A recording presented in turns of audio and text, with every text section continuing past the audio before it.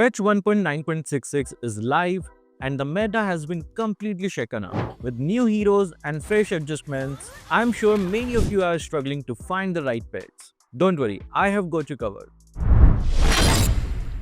Hi guys, Kazuki here, and in this video we are diving into the top 15 heroes to help you rank up in no time.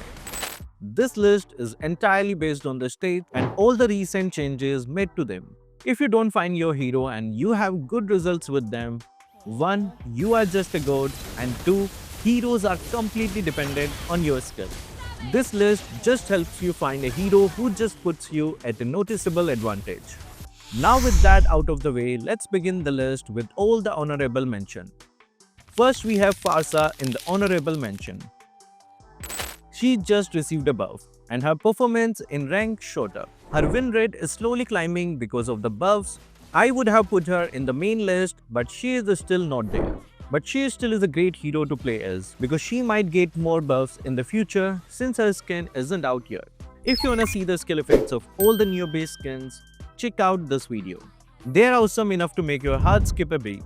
Now let's move on to another new base hero who couldn't quite make the list, Ling. Ling is still an awesome jungler assassin to use in the meta, but only if you know how to use him. I would love to put him on the list, but his win rate falling down, and the skill cap required to master him is also pretty high.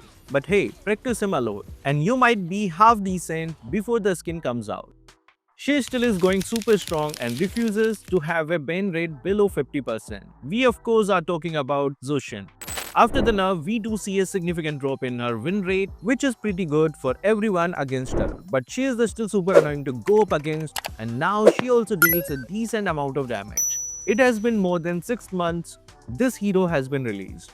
She still feels unfair to go up against. I love the hero concept, I guess it's just hard to balance her without completely throwing her off the meta. The next hero in honorable mention is Hanzo. Why is he not on the main list? Well, look at the ban rate. Do you want to see more? Sure, this is epic, which I'm sure most of you guys are in. And this is a legend, and this is mythic, where there is no data yet. With this much Hanzophobia, it's going to be pretty much impossible to pick him.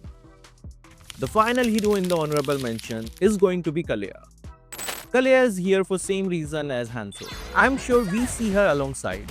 Whenever the stats were being shown, there is a Kalia phobia going on right now. She's a great hero overall as she can heal the team and brings in their damage dealers towards you. So yeah, she's a great if you pick her up. But her state shows that it's going to be very difficult to do so. Now let's move the main heroes now. The first hero I would like to speak about is Granger. Granger right now is a really great hero. He's not really that OP, he's kinda balanced, but is still great if you manage to get some kills early on. He's really hard to catch and deal with if you are a melee hero. And he does so much damage from far away that you will be left questioning what is happening later in the matches. He is super easy to play and a reliable enough hero carry through the ranks. Here are the suggested builds and emblems for the video. Moving on to Gatotkacha. Gatotkacha is a great tank fighter who you can still use in both the EXP lane and in roam, who you can use to win and dominate games. His stats are solid and he is just great. He can CC, he can deal damage, he can tank and sustain. And he is just an overall great package that you can use to win your ranked matches. Here are the suggested builds and emblems for the video. Up next is one of the best EXP laners in the game, CC. Ever since the buff, she has been dominating the meta list. She is just great at what she is supposed to do. She has so much mobility that catching her has become impossible. And she can also deal so much damage against whoever she is up against. She is also incredible against tanky opponents thanks to Warx. Here are the suggested builds and emblems for her. Moving on to Hayabusa. Hayabusa remains one of the best assassins in the game. With his incredible burst damage and mobility, he excels at taking down squishy backline heroes and can quickly escape from tough situations thanks to his shadow skills. He requires good positioning and timing to maximize his potential, but once mastered, Hayabusa can easily carry game. If you are looking for a hero who can dominate the late game with high skill expression, Hayabusa is your go-to pick. Here are the suggested builds and emblems for our harem protagonist. Now let's talk about Lucas. Lucas is a versatile fighter who can almost do anything. He's just super tanky and annoying to go up against. And he has so many CC immunity skills that he is also difficult to hold down. With enough items, Lucas will reward you with some serious damage numbers. He is definitely a hero worth learning for the current meta. These builds are straight from Ichiraku Ramen. Up next is Brody. Brody is a strong marksman who can dominate in the early to mid game. His unique basic attacks deal significant damage, and his ultimate is a great tool for securing kills or turning fights in your favor. Brody's kit is straightforward yet effective, making him a reliable choice for both new and experienced players. If you want a hero who can perform well in almost any situation, Brody is an excellent pick. Use these builds to snake your enemies away. Moving on to Joy. Joy is a unique assassin mage hybrid who thrives on mobility and burst damage. Her skill allows her to dance around enemies, making her hard to catch and incredibly frustrating to deal with. She is the perfect for players who enjoy outplaying opponents and making them regret their life choices. Joy has a bit of a learning curve, but once you get the hang of her, she can dominate matches with her unpredictable playstyle. Here are the suggested builds for our rhythm game. Now for Sicilian. Sicilian is a late game powerhouse mage who scales infinitely with his passive. He can deal massive area effect damage, making him a nightmare in team fights. His range and sustain allows him to control the battlefield and poke enemies from a safe distance. Sicilian requires patience and positioning, but if you can survive the early game and stake his passive, he becomes an unstoppable force. He is an amazing pick for players who prefer strategic high damage gameplay. Use these builds to get more blood from your enemies. Moving on, let's discuss Selena. Selena is one of the most versatile mage assassins in the game. Her early game pressure is unmatched, thanks to her traps and long range stun. She excels at setting up plays and controlling the map with her vision and crowd control. Selena's skill shots require good aim and game sense. But when played correctly, she can dominate the early game and snowball her team to victory. If you enjoy high-risk, high-rewards heroes, Selena is a must-try. Might not help your aim, but these builds do give great damage. Let's now check on the other cute yet annoying mage, Nana. With all the one-shot assassin on the rise, Nana can be perfect mage to play with. Not only she can morph multiple enemies, but she also has 2 lives, which is really helpful to counter those one-shot assassins. She is fun to play hero and she has great damage as well. I suggest you to go with these builds and emblems, and please try not to roam alone in the map.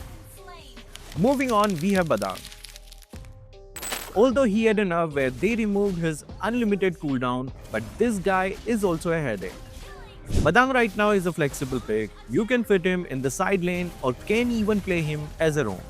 I personally feel Roam is a better option because he has a great CC and his ultimate can be pain in the ass.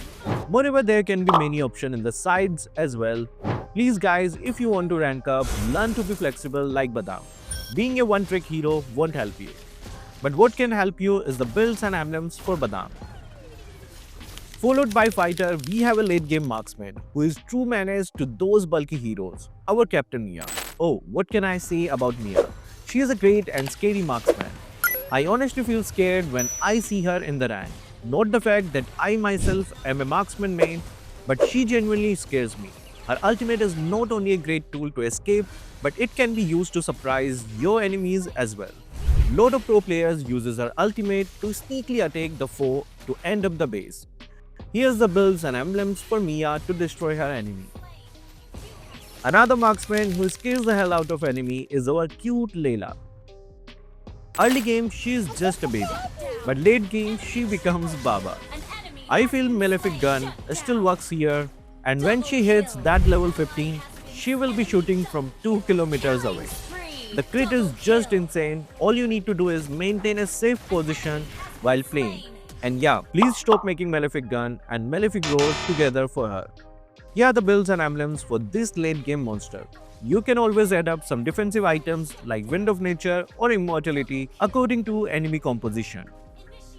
Lastly, we have Suyu, the Mask of Immortal. No matter how many nerfs Moonton gives him, he still will be in the top best heroes. And yeah, I'm not kidding, he is one of the best heroes who has been performing consistently after their release. At first, you might be overwhelmed by his skill combos, but all it takes is some muscle memory. If you want to learn some advanced tips and tricks, then you can also watch this video.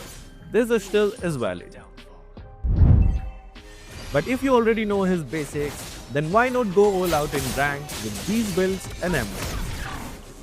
So guys, which one of your favorite hero is in the list? How many of you are still in epical hell?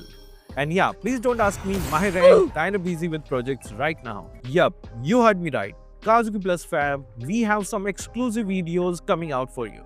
Just stick with us and we will soon do a giveaway especially for the members too. If you aren't a part of Kazuki Plus gang, then I think this is the perfect time to purchase the membership. So I hope you find this video informative. If you do, then don't you think I deserve a like? So that will be all for this video. Thank you guys for watching. Keep supporting Kazuki Official.